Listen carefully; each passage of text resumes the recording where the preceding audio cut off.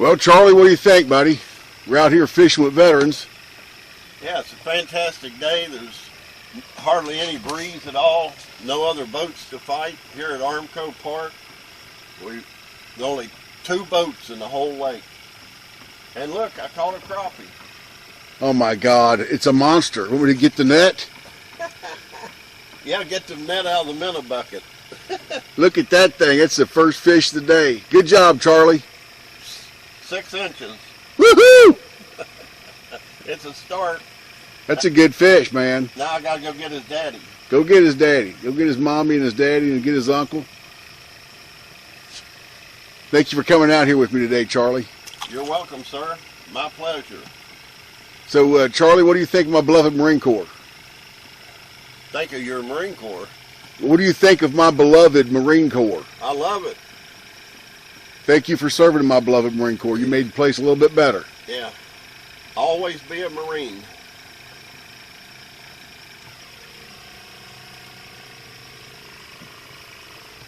It's a beautiful day out here. We're out here at the lake. We just launched not too long ago, and we're getting our situated. But we'll be fishing here for a little bit.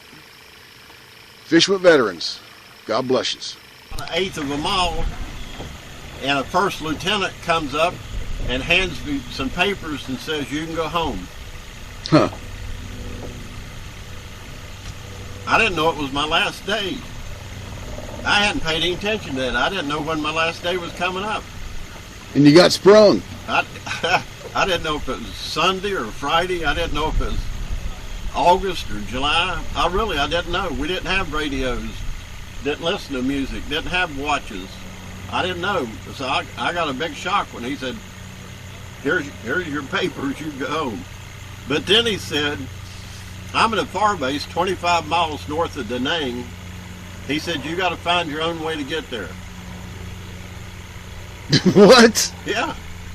He said, you got to find your own way to get there. We're not going to transport you. He said, you can walk out to Route 1 and hitchhike, which I did. I walked out to the front of the fire base, which had a big gate there to come in. And I went out there and stood for at least an hour asking 4 or 5 different trucks, where you going, where you going? I finally got one that said he's going to the airport. And I said, well, let me go with you. So got in that one, went to the airport, but then my plane wasn't leaving until the next day.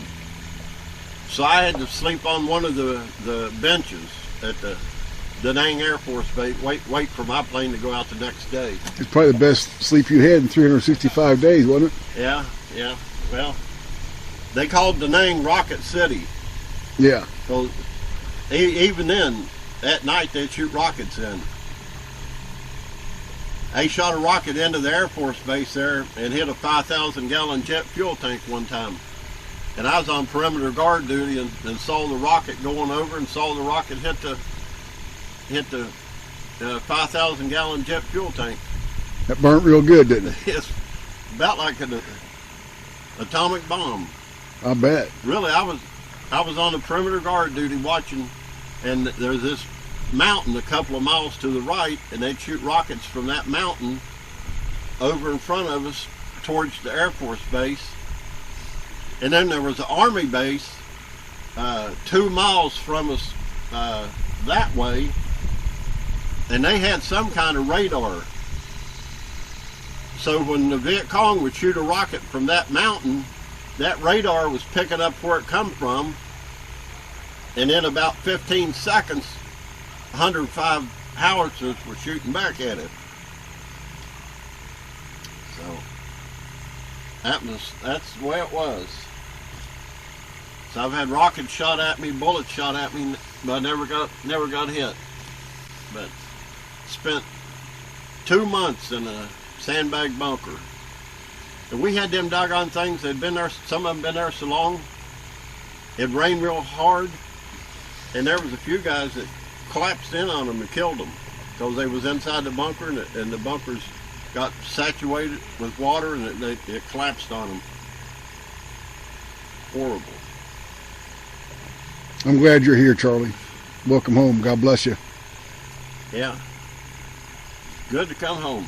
So flew from Vietnam to Japan, let some people off, got some people on, flew from there to Okinawa, spent 3 days in Okinawa going through physical tests, and just, you know, a whole bunch of physical tests, tested everything, taking their blood and taking everything. And then from there, flew to Seattle, Washington, and let people on, got people off. Flew from there to San Diego, California, which was the boot camp I went through. And we landed there about 4:30 in the morning. And I think the mess hall opened at 6.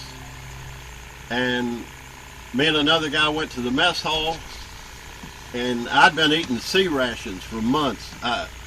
During that year, it's on my medical record, during that year, I lost 60 pounds.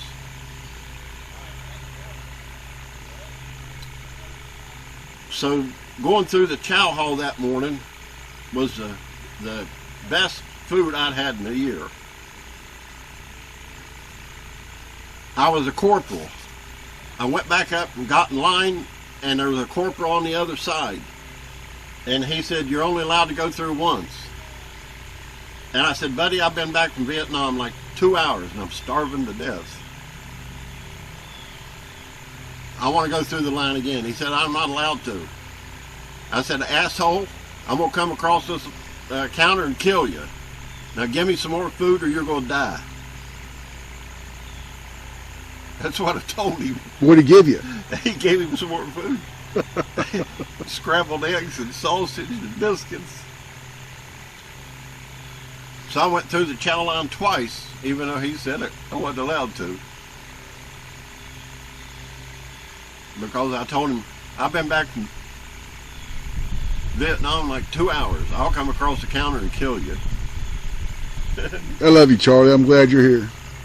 Thanks for coming fishing with me. That's a true story. Yeah, it shows on my military records.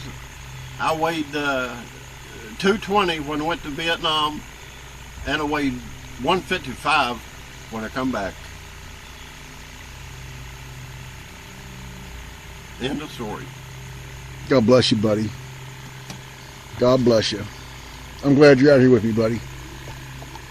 And then stayed at San Diego one day and had to go to this building to be processed out.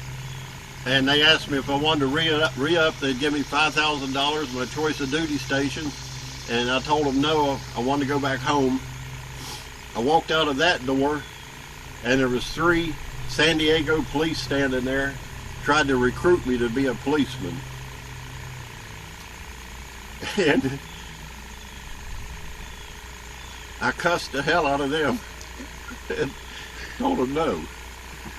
That was enough time in uniform, wasn't it? Yeah.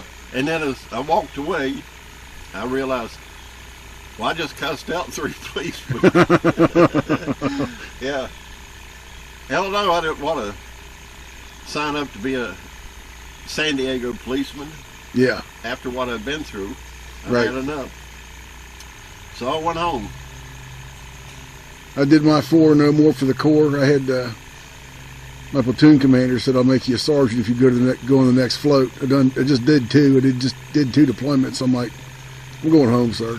Yeah. He called me after his career was over. He spent 30 years in the Corps. Came out as a full bird colonel, and got a hold of him on Facebook. He called me. He said, "Alan, you're one of the best NCOs I worked with in the Marine Corps." And I cried.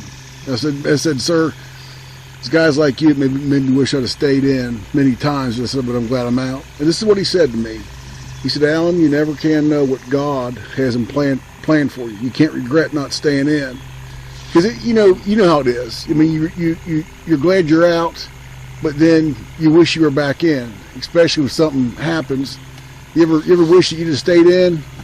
No, not really. No. Vietnam was enough.